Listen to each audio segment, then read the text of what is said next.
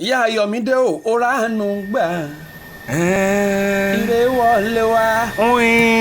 gba lẹ́tà kan Oriki ayọ̀ Oriki ó ti délé àdúrà rẹ̀ gbà ó ti dùn ó faramọ́ àjíǹde ayọ̀ happy birthday to you ìyáàfẹ́ olúwa ìyá Ayọ̀mídé o ṣebí wọ́n ní pàdépàdé kan ò gbọ́dọ̀ pẹ̀yẹ awo ìrìn àwọn pòǹdẹ̀pòǹdẹ kan báyìí ò gbọ́dọ̀ pẹ̀yẹ ẹ̀ múlẹ̀ ó ti ṣọdún èyí ó ṣèmí lágbára ṣẹlẹ́dùmarè happy belated birthday to you ìgbà ọdún kan ni o ìyá rẹ̀ mọ̀mìrasàn náà ló ní kí n kì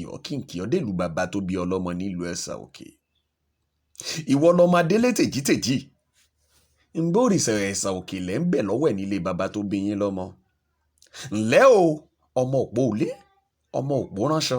ọmọ òpó gbàjà ìyá Ayọ̀mídé o ṣebí wọ́n lọ́mọ òkè òlọ́rọ̀ arìngbìnrin owó bọ̀ dẹ́dẹ́ wọ́n wá ní tí omi bá sàn jánà nílé bàbá tó bí yín lọ́mọ ṣe ní pa ewúrẹ́ ọ̀ràn tí bá wà ń bẹ̀ Olúwakẹ́misọ́lá o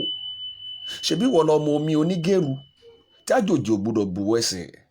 àjòjì tó bá tíráì wò yóò sì dẹni ilẹ̀ yóò dẹni ẹbọra àtọkọ àti ìyàwó tí ń ṣọjọ́ bí wọn lónìí ẹ ò ní bá wọn nájà wàràwàrà ọmọ aráyé ò ní fẹ́ gbà fún yín lóúnjẹ